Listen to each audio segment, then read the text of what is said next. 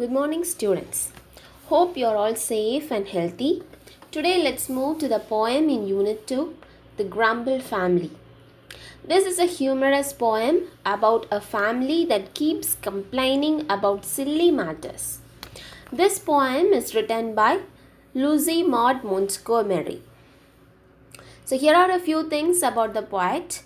Lucy is a Canadian author who was best known for a series of novels in 1908, Anne of Green Gables. This novel was an immediate success and Lucy became famous. She has published 20 novels, 530 short stories, 500 poems and 30 essays. All her literary works have been read by people worldwide.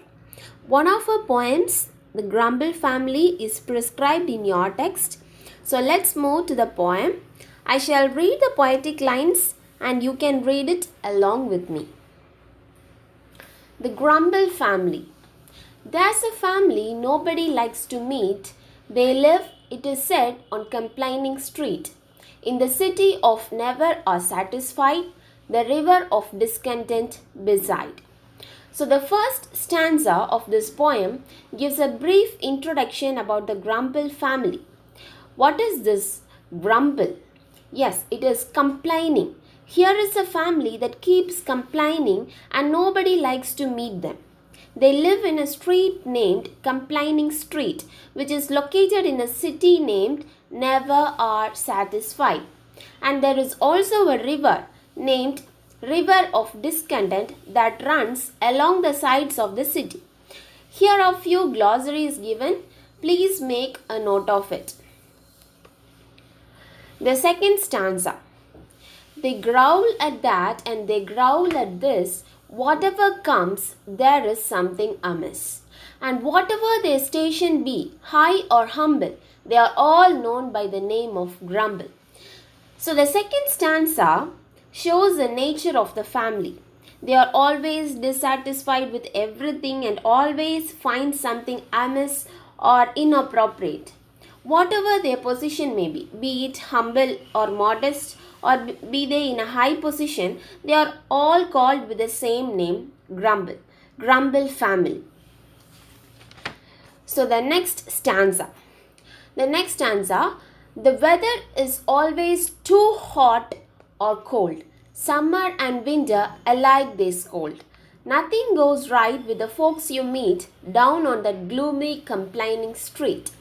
This stanza shows us that the comments from the family are always negative and they focus only on the bad. For instance, if they see the sun, they say it is too hot. If it is winter, then they say it is too cold. And so, nothing feels right with the people residing in that gloomy or dark street of complaining. The fourth stanza. They growl at the rain and they growl at the sun. In fact, their growling is never done. And if everything pleased them, there isn't a doubt they'll growl that they had nothing to grumble about. From this, we come to know that the Grumble family could never stop complaining about anything. Their first instinct at anything is to complain and murmur about that. Even if everything satisfied them, even if they are contented with everything, then they would be complaining that there is nothing to be worried about or there is nothing to complain. They'll start complaining about something that doesn't have to be complained. Then the fifth stanza. But the curious thing is that not one of the same can be brought to acknowledge his family name, for never a grumbler will own that he is connected with it at all. You see, here it is brought forward that the strangest thing with the people in that family or the Grumble family is that they will never admit or accept that they are grumblers or complainers. It is natural because a person cannot easily accept that his or her character is bad or he is having a character that complains about other things. So it is very natural. It is a natural human instinct. The sixth stanza. The worst thing is that if anyone stays among them too long, he will learn their ways.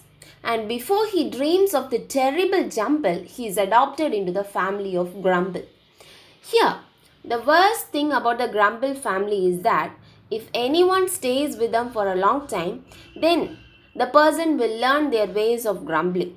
And even before the person realizes the fact about the family, he will be adopted or taken into the family of Grumble.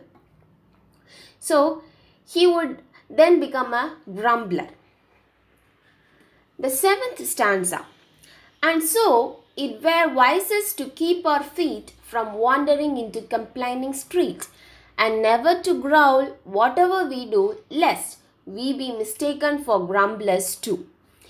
Here, the poet insists that it is always wise to keep our feet away from wandering into that complaining street. Or else, we'll start complaining about things and we will also be identified as grumblers or people who complain about everything. And then we will also be called as Grumble Family.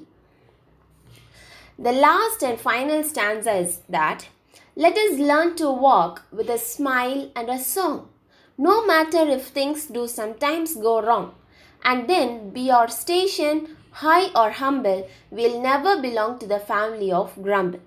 So here the poet suggests that we should learn to walk through life with a smile and a song. We should always be optimistic even if things turn bad for us. Whatever the position we are, we should never complain, or else lest we will be identified with the family of Grumble. We will belong to the family of Grumble. So, by this, we have come to the end of the poem. Hope you all understood. If you have any doubts, you can comment for clarifications and we are here to help you. So let's move to the rhyme scheme of the poem. If you have noticed, all through the poem, the same rhyme scheme or the same rhythm is followed. The rhyme scheme of the poem is A, A, B, B. So with this, I hope you can find the rhyming words in the poem. There are also other literary devices like alliteration. So what is alliteration? Alliteration is the repetition of consonant sounds in the adjacent words. So you can find alliteration in your poem. You can note it down in your class works. So thank you children for listening. Stay home, stay safe, but keep reading and learning. Thank you.